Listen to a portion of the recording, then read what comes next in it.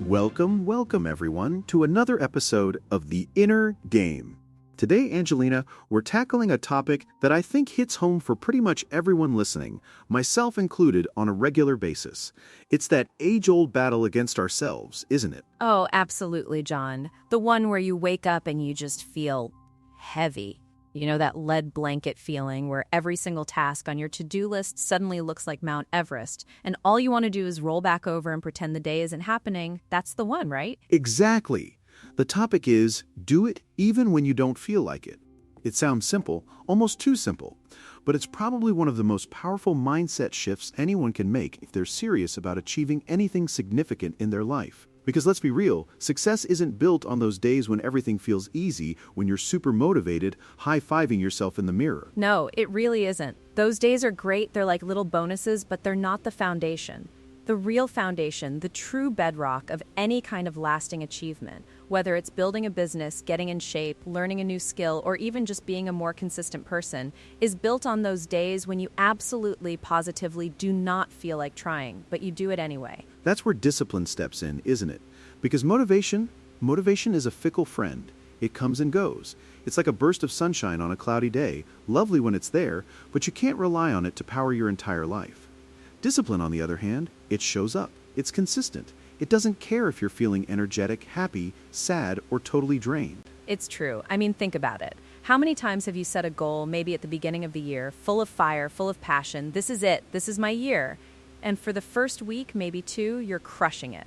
You're hitting the gym, you're writing that book, you're eating perfectly. And then, one morning, you just wake up and the oomph is gone. Oh, tell me about it. That's usually where most people fall off the wagon, right? They interpret that dip in motivation as a sign that it wasn't meant to be, or that they're not cut out for it, or maybe it's just not the right time. But in reality, that's precisely the moment when the real work begins. That's the test. It absolutely is. Those moments when quitting feels not just reasonable, but almost sensible. I'm tired, I deserve a break, I'll start again tomorrow. Those are the moments that separate those who just dream from those who actually succeed. It's a huge distinction. And it's not about being superhuman, it's about making a choice. It's an act of self-respect in a way. When you push through that resistance, when you do the work even when every fiber of your being is screaming for comfort or delay, you're essentially telling yourself, my goals matter. My future self matters more than this momentary discomfort. And that, to me, is incredibly powerful. It's like sending a message to your own brain, isn't it? Like, hey, we're doing this. This isn't optional. This is non-negotiable. And the more you send that message, the easier it becomes. You start to build this mental strength, this resilience, that frankly can spill over into every other area of your life. Think of it in terms of small actions. It's not about doing something massive every single day. It's that one workout completed when you desperately wanted to rest. It's one task finished when you wanted to just scroll on your phone. It's one page written when doubt whispered, tomorrow it'll be easier. Each one of those small, seemingly insignificant acts, they're deposits into your discipline bank account. Oh, I love that analogy, the discipline bank account. And just like a real bank account, the more deposits you make, the more it grows. And suddenly what once felt impossible becomes manageable. What felt hard becomes habit. Before you know it, those excuses that used to hold so much power over you, they just fade away. And doubt, which is another huge barrier for so many people, gets replaced by confidence. Not an arrogant confidence, but a quiet, earned confidence that comes from knowing you're capable of showing up for yourself, even when it's tough. You know you can rely on you. Exactly. And that's a game changer. I remember when I was training for my first marathon, there were so many mornings when my alarm would go off at 5 a.m., and it was dark, it was cold, and my bed felt like the warmest, most welcoming place on earth. Every fiber of my being wanted to just hit snooze and forget about the run. Oh, I can only imagine. Marathon training sounds brutal enough without the internal battle. It was, but I had made a commitment. Not just to the race, but to myself. And I had this little mental trick. I'd just tell myself, just get your shoes on. Don't think about the whole run, just the shoes. Then just get out the door. And then just run for 10 minutes. And 9 times out of 10, once I was out there, once I had started, the feeling of dread would dissipate and I'd actually get into a rhythm. That's brilliant, Angelina. Breaking it down into tiny, almost ridiculous steps, it makes the initial hurdle feel so much smaller.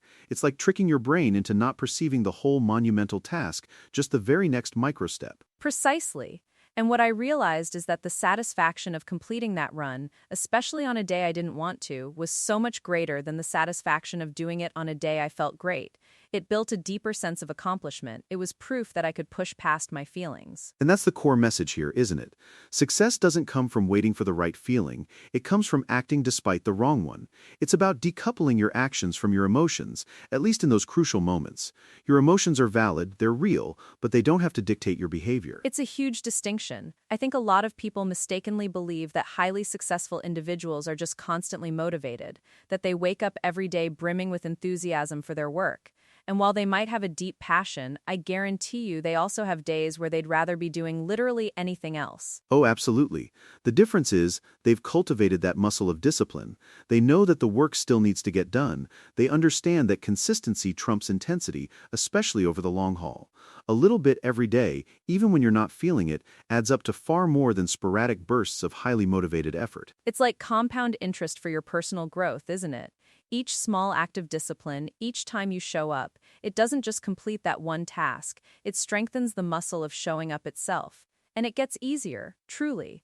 The resistance lessens over time. It really does, and it changes your self-perception. You start to see yourself as someone who follows through, as someone who is reliable, even to themselves. And that impacts everything, your professional life, your relationships, your health. It's holistic. I think it also helps to remove the emotional baggage from tasks. Instead of, ugh, I have to do this report and I hate it and I don't want to, it becomes, this report is on the schedule, it's a thing that needs doing. It's less about your feelings about the task and more about the task itself. Exactly.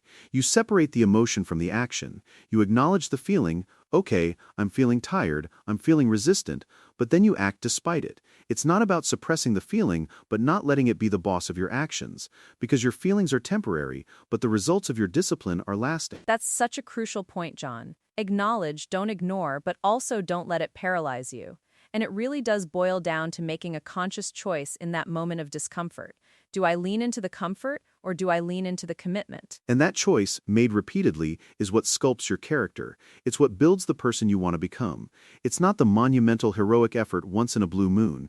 It's the consistent, unglamorous showing up, day after day, week after week. So for anyone listening right now, if you're feeling that slump, if you're procrastinating, if you're waiting for that magical burst of motivation to strike, stop waiting. It might not come today, or tomorrow, or ever in the way you expect it to.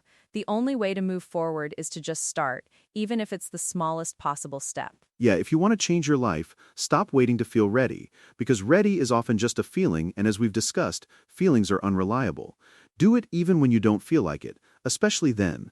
That's where the real magic happens, that's where the growth is. Start small. Pick one thing today that you're putting off, that you don't feel like doing, and just commit to doing the first 5 minutes of it, or just getting dressed for the gym, or just opening the document you need to work on. Just that little bit of activation energy can sometimes be enough to kickstart the whole process. And celebrate those small wins, honestly.